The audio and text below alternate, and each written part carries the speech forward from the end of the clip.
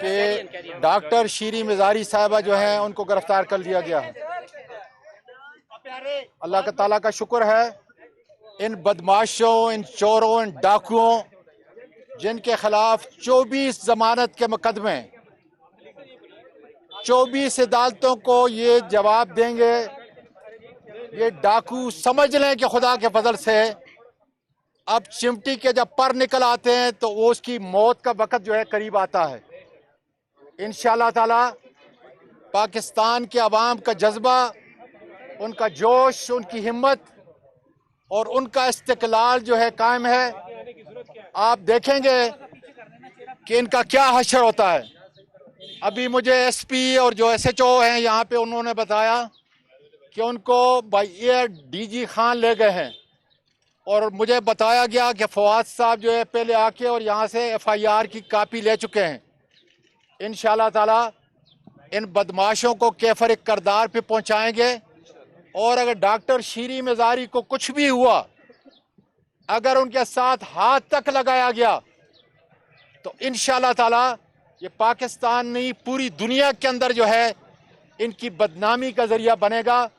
یہ ڈاکو ہمیں کبھی بھی اپنے عزم سے روک نہیں سکتے، اپنی بہادری سے روک نہیں سکتے۔ اور آج انہوں نے جو ارشد شریف کے خلاف بھی جو مقدمہ قائم کیا ہے اس کی میں مذمت کرتا ہوں۔ میں نے ابھی ان کو واٹس ایپ کیا ہے، ابھی ٹویٹ بھی کیا ہے کہ انشاءاللہ تعالی ہم میڈیا کے ساتھ کھڑے ہیں، اور جتنے بدماش ہیں، یہ ملک کے چور، یہ ملک کے ڈاکو، یہ ملک کے حکمران نہیں ہو سکتے۔ انشاءاللہ تعالی ان کو کیفر کردار تک پہنچانے میں پاکستان کو نوجوان بچے اور بچیاں کھڑے ہیں، اور خدا کے فضل سے ان کو کیفر کردار تک پہنچائیں گے۔ میڈیا کا شکریہ ادا کرتا ہوں، مجھے معلوم نہیں کہاں ہیں، لیکن میں ابھی اپنی سینٹرل جو کمانڈ ہے اس سے، اسد عمر سے یہ پوچھتا ہوں، اور اس کے بعد جو ہے انشاءاللہ تعالی اپنا لائحہ عمل جو ہے اس اسلام آباد کے اندر اور پورے پاکستان کے اندر انشاءاللہ تعالی ہم دیں گے۔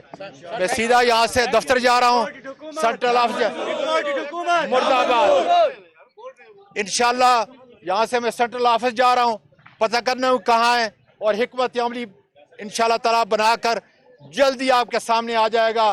پورے پاکستان کے لوگوں کو پتہ چل جائے گا کہ کیا کرنے والے ہیں اور انہوں نے کیا کرنا ہے انشاءاللہ تعالی۔ کوئی مجھے معلوم نہیں کہ کیا مقدمہ ہے، میرے پاس قطعاً جو ہے کوئی ایف آئی آر نہیں۔ انشاءاللہ تعالی جو ہے جیسے مجھے پتہ چلتا ہے آپ کو انشاءاللہ تعالی اطلاع دوں گا۔ بہت بہت شکریہ۔